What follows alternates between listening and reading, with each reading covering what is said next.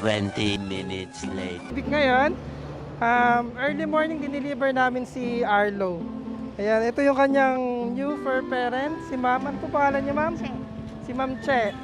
Yun. Actually, kahapon lang namin siya nakausap. Tapos dineliver namin agad si Arlo. Ayan, 3 months and 1 week na po si Arlo ngayon. Ang birthday po niya sa July 31. July 31 po yung birthday niya.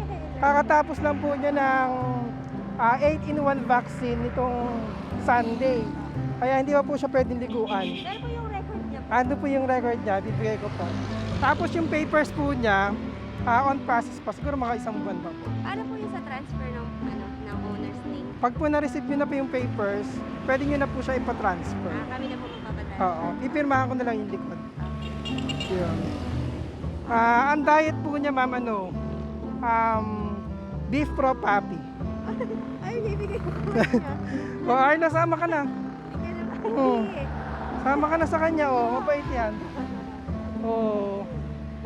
Ayan. Nasa ano po siya, kulang-kulang 9 kilos na siya ngayon. Bigyan niya nga. Ang pangalan Si Arlo po ang pangalan. Niya, yung pangalan niya, yun na talaga? Yung po yung nakalagay sa papel niya, Arlo.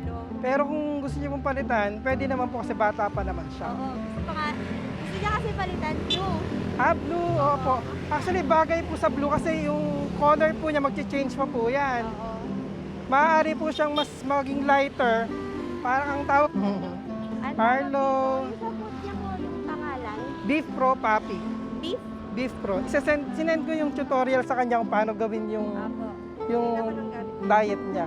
Kasi usually yung sinesend ko talaga sa mga bago nilang mami kasi pag nanibago kasi yung poop nila nagkakaroon ng problema. Sanay po ba siya sa sa tali, gano'n? Oo, sa leash. Sanay naman siya kasi pag morning naman nilalakad namin siya. Pag more on karga ba? Hindi, Pero nilalakad lang sensitive siya. siya, no? Di ba? Electric fan lang. Electric fan. Hindi lang siya pwedeng ilakad ng mainit.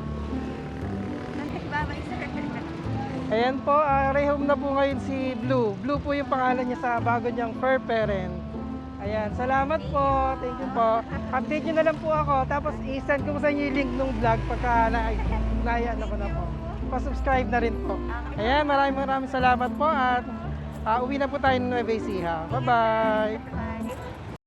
Hour later.